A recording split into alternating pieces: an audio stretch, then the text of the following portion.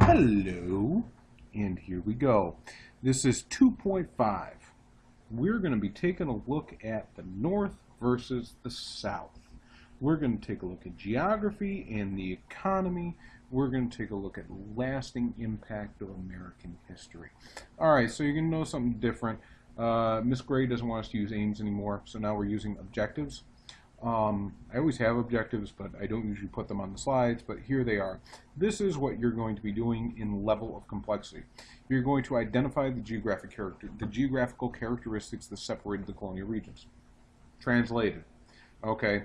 How are the different regions of the colonies different geographically? Identify the different traits. Part 2. Describe how the geography impacted the development of the economy in those regions. So once we understand the geographic differences between the different regions, how is that going to impact the economy? The economy is what people do to make money. Okay? That's actually what our focus question is going to be on today. Our focus question is going to be, how did the different geography of the different colonial regions impact the development of the economies in those regions? So basically our focus question is going to be our second objective. Our third objective we're going to deal in class, evaluate those regions, how those regions have had a lasting impact on the development of America. And that's something that should be floating around your head, because that's the big idea when we're looking at this unit. Okay, we've been talking about a lot of stuff, and I've been stopping to highlight it as it comes up. There's some things that come up that are like, well, this is something that's foundational. Okay, this is something that we are today. We've been talking about religious freedom, for instance. We've been talking about religious intoleration and dogmatic ideas, ramming your ideas down other people's throats. Unfortunately, that's part of America too. We've been talking about kind of the development of democracy with the Virginia House of Burgesses, New England Town Hall meetings, and whatnot. Today we're going to talk about something that's a little more sinister, because when money's involved, things are not always going to be so pleasant. And as we're going to see today, it's not always going to be so pleasant. So let's delve back in, and we're going to go back down south. We've been dealing a lot with the North. So let's go back down south and let's talk about what's happening in the South. And in the South, we know the southern colonies are those colonies that are going to be made to make the money. Plantation agriculture. Okay? Starts off as gold, then develops into plantation agriculture. As the plantations become more numerous, the Native Americans are driven off the land. The Powhatan Indians are almost wiped out to the point of extinction through a series of wars. And that's because the land down south is very valuable. It's very lush. It's got a lot of rainfall. It's hot. It's got a long growing season. That means we can make cash crops.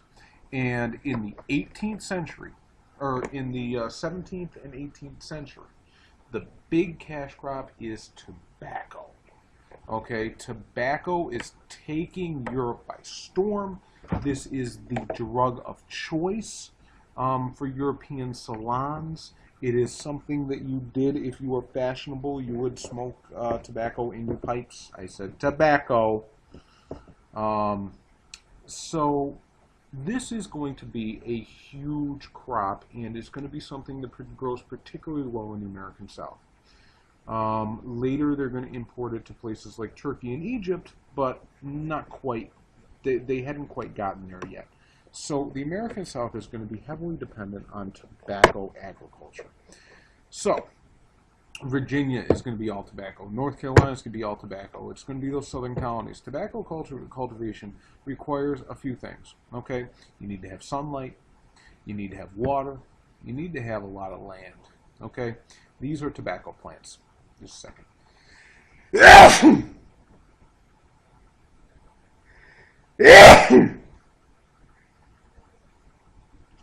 I apologize. I hope that wasn't too loud. Okay. So you need to have a lot of land to grow tobacco. This is a tobacco plant. It's a very low to the ground plant. It needs a lot of sunlight, needs a lot of space to kind of spread out. That means we need lots and lots of land to grow tobacco. Okay? Because we need lots and lots of land, you're also going to need people to plant it. You're going to need people to pick it. Sometimes you need people to irrigate it, tend to the crops. What does that mean? We need labor. This is before we had machines. This is before we had tractors. So that means we need lots of land, very cheap, and we need lots of labor, very cheap, to grow and harvest the tobacco. The land we've already talked about. Where did they get the land? The Native Americans. They drove the Native Americans from the land through a series of unequal treaties and wars. Today we're going to talk about labor. And labor is going to be it's not going to be the way we think labor to be. Okay?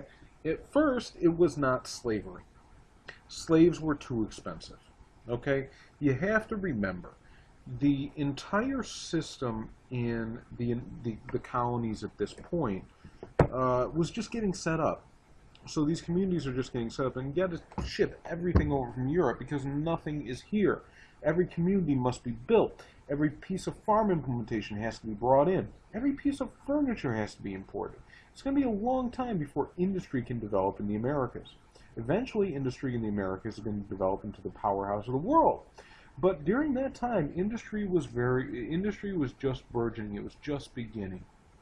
So they needed a way to get everything over. So that means that if you were wealthy and you were coming over to set up a tobacco plantation, yeah, you're coming over to make money, but you're investing a lot of money in doing it. So that means you don't have a lot of money to pay for labor.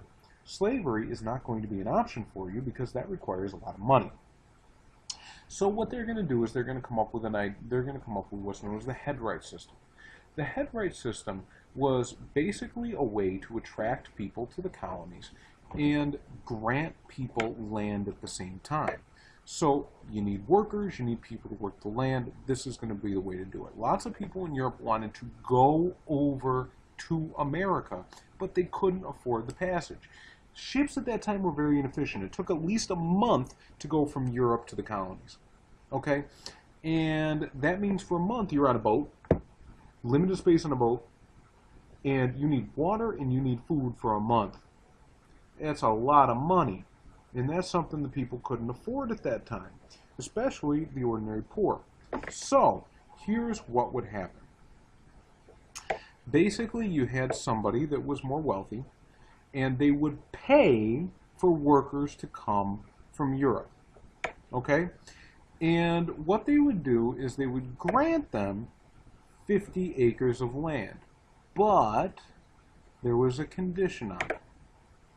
Okay? That condition on it is you're going to have to work for the person that's paying your fare for a period of years to pay off your debts. Those debts are what we call an indenture. Okay? You are indentured, you are indebted to somebody who paid for your passage. So you must serve the person who paid for you must serve the person that you are indebted to. We call this indentured servitude.